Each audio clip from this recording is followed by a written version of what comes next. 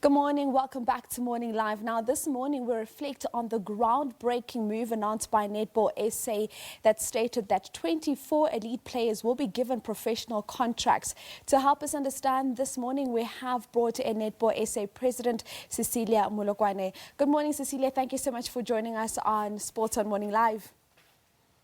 Good morning, Busiwe, and all the viewers of Morning Live. Oh, Cecilia, just start by perhaps talking us through what this means when you say that 24 elite players have been given professional contracts. Are we talking of multi-year contracts? Are we just looking at the remuneration aspect and saying now that they've got these contracts, they can focus solely on their netball playing careers? Just talk us through what it actually entails.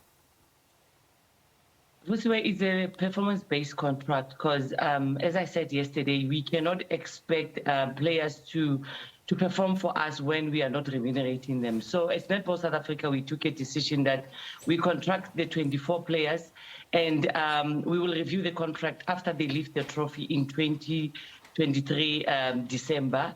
Because we believe that on the 6th of August, the girls and the team management will have done the country proud. So we said, the coach cannot have players all over the country, playing, going up and down and not knowing where to get them and how to get them. So there must be in one area that the coaches can work with and make sure that as they are working with them, they get what they want out of the players. It's key for us to contract these players. And as I said yesterday, history in the making, we've never done this before. They will wake up in the morning, all that they will do is to play netball and focus on netball.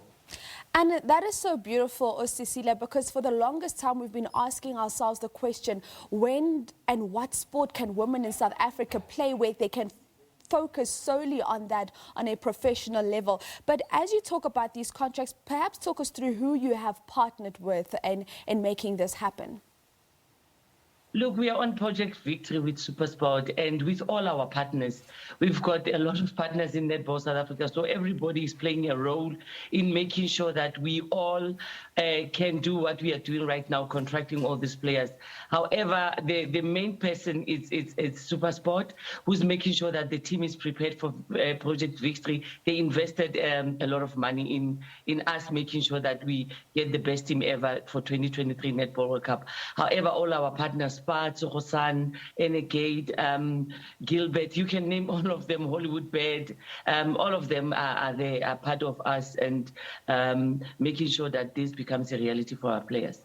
Certainly. And in terms of the 24 players that you've contracted now, when will you sit down and have a review to say, okay, we had these 24, we now want to rope in another 3, another 4. How is that going to work moving forward? It's up to the coach. It's up to the coach. If the coach, like right now, we're playing TNL.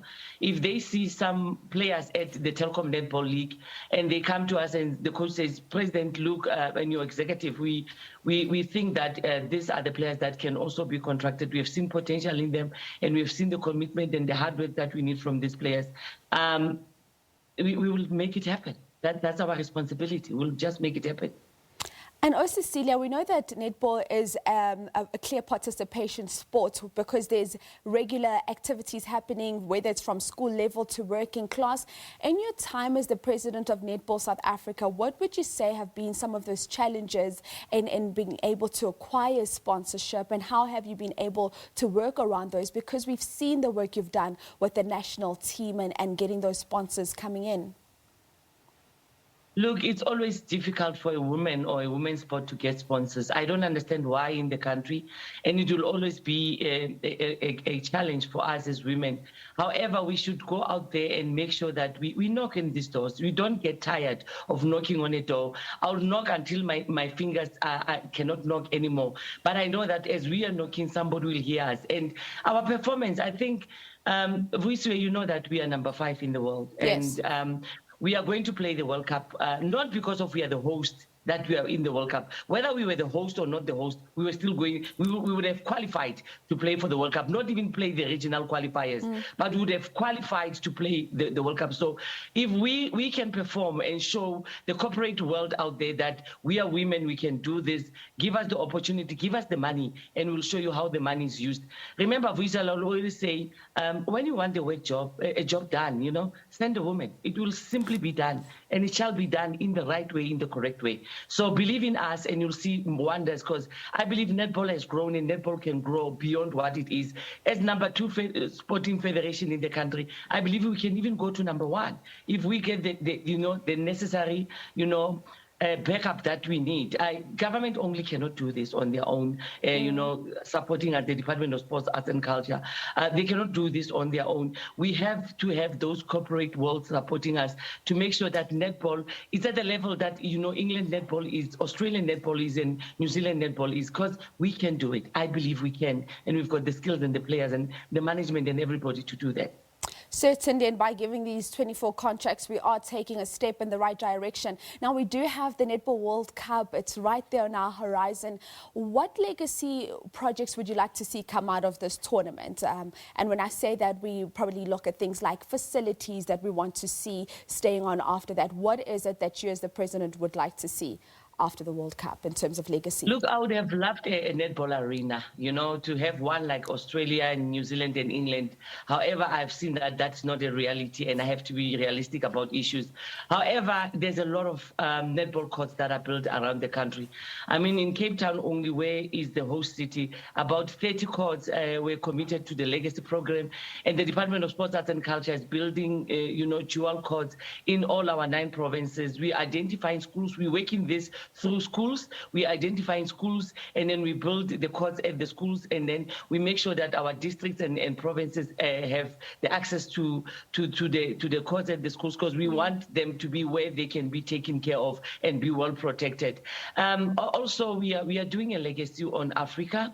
I mean, we are going to Botswana, we're going to Ghana, we are going to the USA, for your information. Yeah, netball in USA is not what you think it is. South Africa will be helping the USA to have that kind of a legacy. The legacy that will have left, a lot of them, is like we'll have more people with more skills of how to run an event like the World Netball event. However, the facilities are there. I cannot lie and say there will never be facilities, and the skills will have been left in this country, a lot of it, and coaching, empowering, administrative, it's a lot that is happening. However, I'm saying I'm happy, but I would have loved a netball arena. Oh, Cecilia, I've just got 30 seconds. How do we support this team leading up to the World Cup? We know we need to get our netball shirts. What else do we do? You talk about it, and not only talk about it, you go and support the netball games that are there, so as people can know about the netball games.